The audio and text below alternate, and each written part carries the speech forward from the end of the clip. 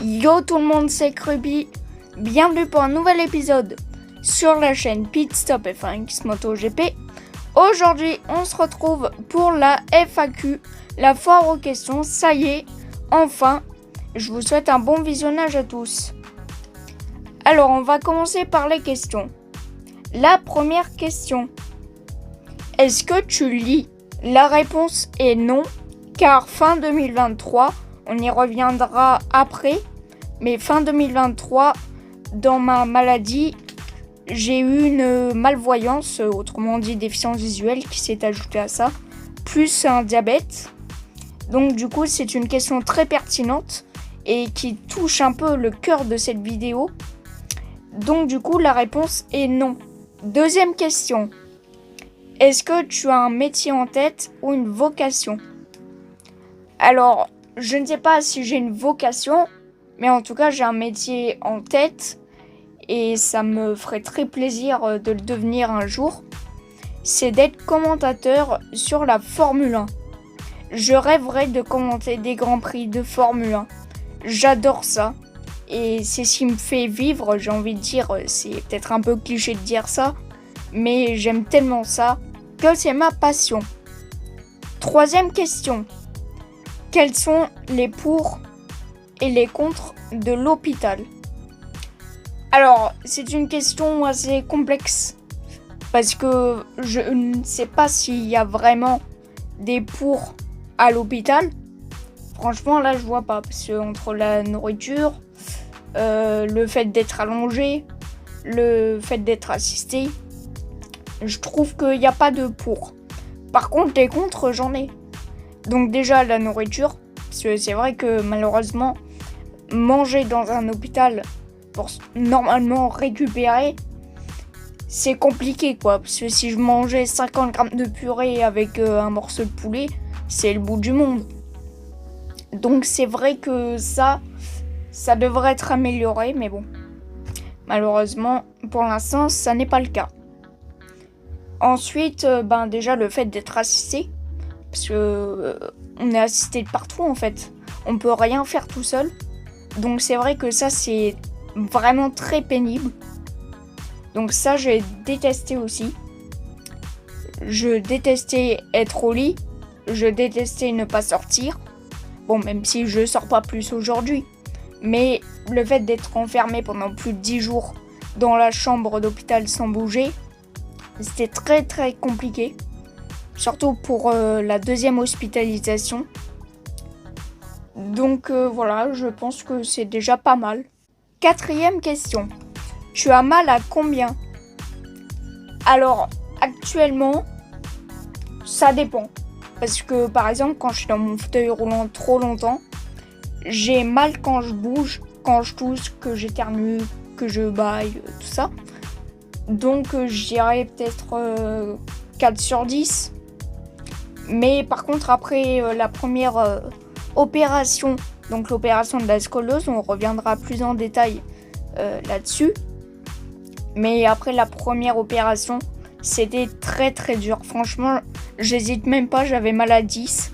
Parce que franchement, ça fait vraiment très très mal. Surtout que j'ai une péridurale qui n'a pas fonctionné sur les deux.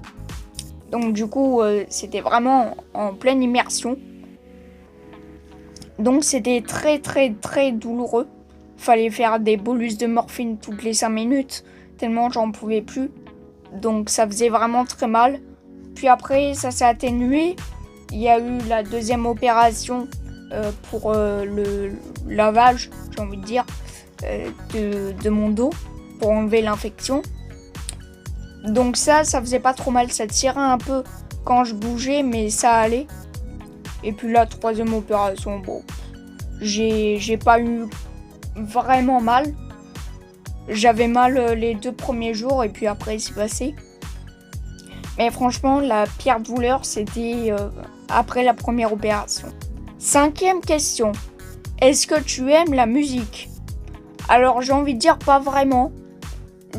Disons que si j'écoute de la musique dans la voiture, si j'aime bien, bon, ça va m'intéresser, disons. Mais sinon, j'en écoute pas vraiment. Sixième question. Est-ce que tu dessines? Alors là aussi, ça touche en plein cœur, j'ai envie de dire, le sujet de la vidéo. Enfin, pas en plein cœur, parce que c'est pas une grosse pathologie. Mais disons que j'ai du mal à écrire, à dessiner. J'ai des problèmes au niveau de la motricité fine. Donc du coup, je n'écris pas, je ne dessine pas, parce que sinon, on confondrait presque avec un dessin d'un enfant de 1 an et demi. Mais voilà. J'ai un ordinateur, donc je peux dessiner avec le logiciel Paint 3D. On va pas leur faire de la pub. Hein. Je pense qu'ils ont peut-être assez de clients. Voilà. Donc voilà. Je ne dessine pas. 7e question.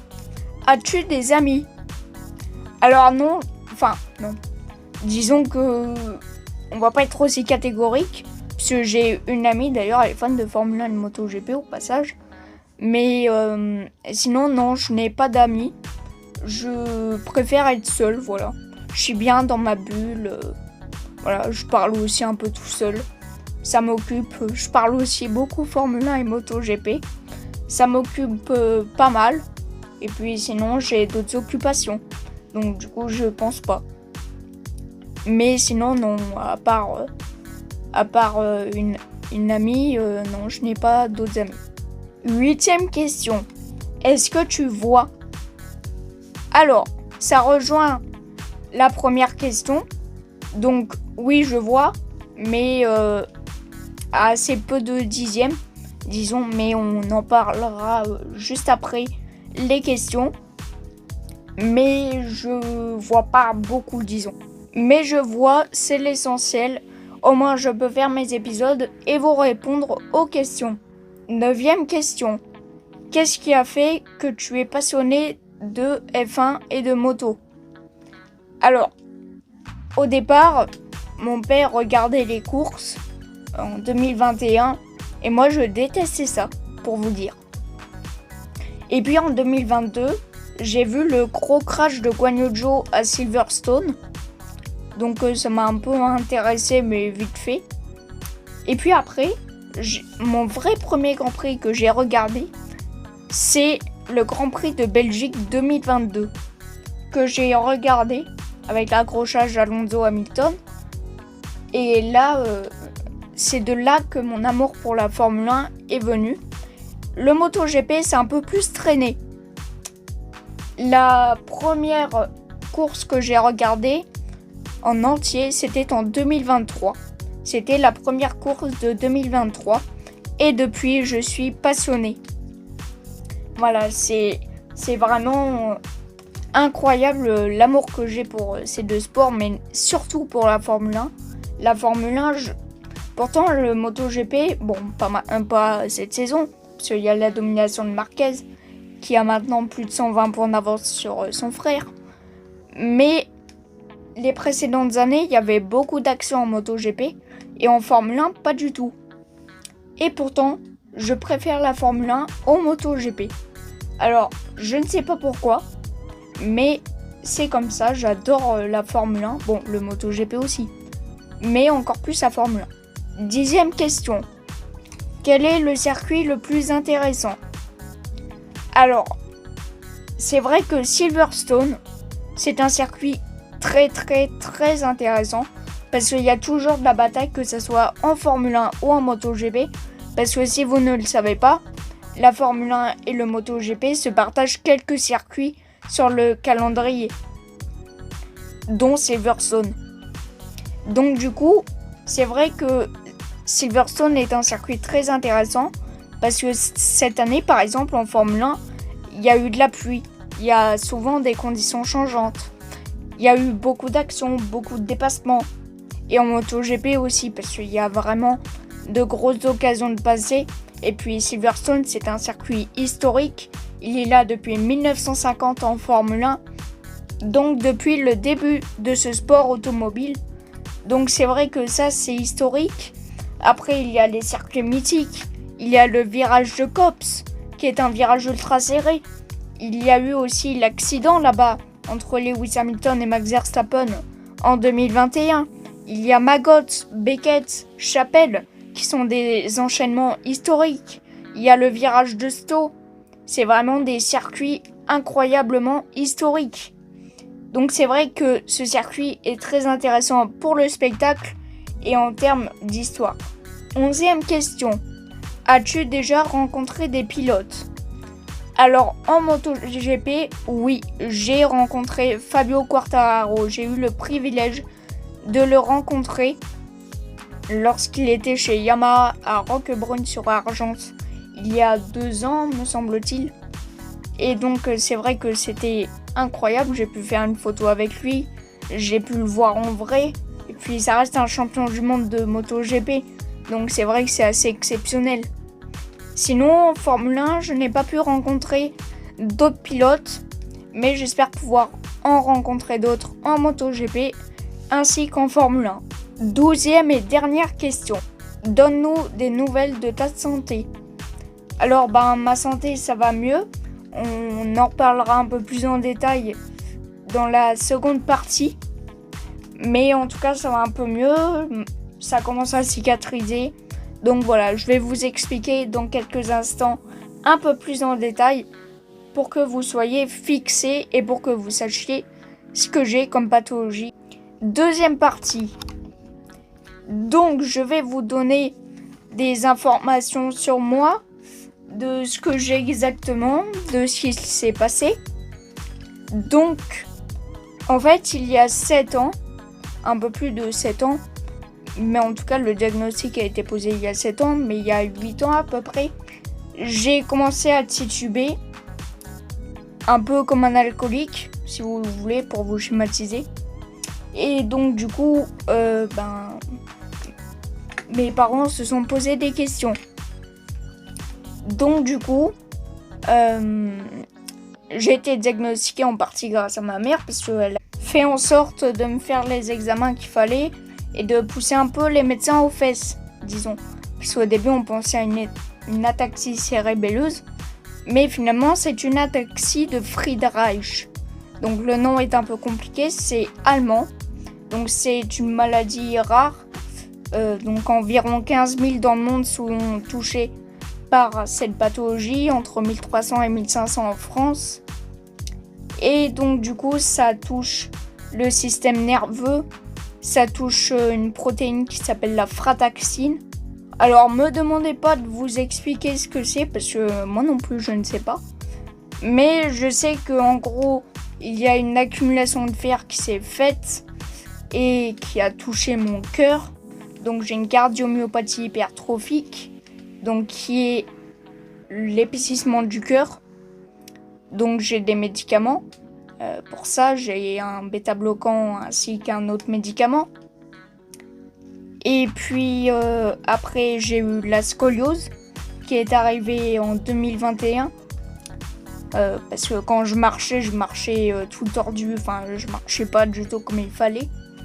Donc du coup, j'ai eu une scoliose. J'ai dû porter un corset pendant quelques années. Et puis il y a 1 an, j'en pouvais plus. J'ai commencé à arrêter parce que ça faisait trop mal. Et le problème, c'est que vu que je suis maigre, ça tape sur les os. Donc du coup, ça fait très mal. Et surtout que vu que ça me corrigeait, ça faisait très très mal. Peut-être pas autant qu'après l'opération, ça c'est certain. Mais ça faisait quand même très très mal. Donc je le portais pas plus d'1 heure. Et puis après, j'ai complètement arrêté. Ensuite, fin 2023, j'ai été diagnostiquée diabétique de type 1. Donc là aussi, c'est à cause de la maladie. Parce que, en fait, la maladie a touché une petite partie du pancréas. Donc le pancréas, c'est ce qui fabrique l'insuline. Et quand il vous manque une partie de ça, et du coup, vous avez un déficit d'insuline. Et donc, du coup, vous faites monter la glycémie, qui est le taux du sucre dans le sang. Et donc, du coup, ce n'est pas bon. Donc, du coup, j'ai eu des symptômes récurrents qui se voyaient. Donc, du coup, j'ai été à l'hôpital et puis après, j'ai été diagnostiquée là-bas. On m'a mis une pompe à insuline, voilà. Et puis, en même temps, je me plaignais de ma vue. Et donc, du coup, on a mis très longtemps avant d'avoir le diagnostic de ce que c'était. On savait que j'étais devenu déficient visuel, parce que j'étais à 1/10 et je le suis toujours d'ailleurs. Mais donc du coup, voilà. Et puis on m'a diagnostiqué le 7 janvier 2025. Donc on m'a dit que c'était ma maladie qui touchait la vue, donc les nerfs optiques, les mitochondries du nerf optique. Parce que ma maladie en fait touche toutes les mitochondries, d'après ce que j'ai compris. Et donc du coup ça a touché ça aussi. Pour l'instant il n'y a pas d'amélioration possible. Ça ne s'aggrave pas. Ça devrait rester comme ça. Donc voilà. Et par exemple sur les posts écrits que je fais sur YouTube pour dire qu'il y a du retard ou pour des breaking news, s'il y a des fautes et que j'ai modifié après, tout est normal. C'est parce que j'utilise la dictée vocale. Donc du coup quand je lui dis mais M-A-I-S et qu'elle m'écrit M-E-T-S, je le vois pas de suite. C'est après quand ma mère ou ma grande-tante, par exemple, petite dédicace à elle, me disent qu'il y a des fautes, du coup c'est modifié après. Mais donc quand vous voyez des fautes d'orthographe, c'est normal. Voilà. À cause de la dictée vocale. Maintenant on va parler de la scoliose. Donc j'ai été opérée le 2 juin 2025. Sauf que après, quand je suis sortie de l'hôpital le 11 juin, 2 jours après, j'ai commencé à sointer au niveau de la partie haute du dos. Et donc du coup, je suis retournée 2 fois à l'hôpital. Ils ont fait des analyses bactériologiques qui n'ont rien donné. Et puis le 27 juin, ils ont appelé en urgence pour m'opérer l'après-midi même. Donc c'était un vrai choc, très compliqué. Mais malheureusement, ça ne s'est pas arrêté là. Et puis après, le 4 juillet, on a dû me refaire la même intervention, donc laver la partie infectée du dos. Et donc du coup, après, j'ai pu sortir le 7 juillet. Et maintenant, je n'ai plus d'infection. Ma CRP, donc l'inflammation, je crois, est redevenue normale. Et donc maintenant, je n'ai plus d'infection. J'ai juste un pansement picot qui aspire le sang qui coule. Mais pour l'instant, il n'y a rien. On m'a mis de l'algostérile. C'est une genre de compresse qu'on m'a mise pour cicatriser plus vite. Et pour l'instant, ça porte ses fruits. Donc voilà, au final, tout est bien qui finit bien, j'ai envie de dire. Troisième partie, on va parler des objectifs de la chaîne. Quels sont les vrais objectifs de la chaîne? Alors avant tout, c'est déjà de vous faire plaisir. Et dans le même temps, moi aussi, ça me fait très plaisir. Parce que j'adore ce que je fais. J'adore commenter des cours, j'adore faire des récaps. J'adore faire des vidéos au sujet des pilotes, de tout. Et donc voilà, moi ça me régale vraiment. Et puis aussi, c'est de faire du contenu de qualité afin que vous puissiez profiter du visionnage des vidéos.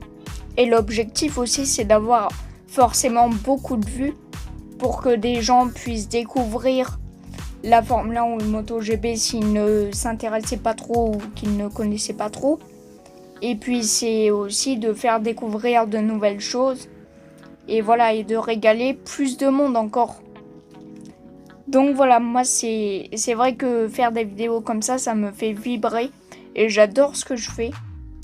Donc je vous remercie à tous de regarder mes vidéos, de liker, de commenter, de faire tout ce que vous faites. Ça me donne du soutien, beaucoup de soutien. Donc je vous en remercie sincèrement. En tout cas, merci d'avoir regardé cette vidéo jusqu'au bout. J'espère qu'elle vous a plu et que vous avez pu comprendre des choses sur moi. Et donc, moi je vous dis à très bientôt pour le récap du Grand Prix MotoGP. À l'heure à laquelle je vous tourne cette vidéo, c'est après la course sprint. Donc là, remporté par Marc Marquez devant Alex et Pedro Acosta. Course sprint pas très passionnante, mais on fera le récap lundi. En tout cas, passez un très bon week-end. Je vous dis à très bientôt, prenez soin de vous, ciao ciao.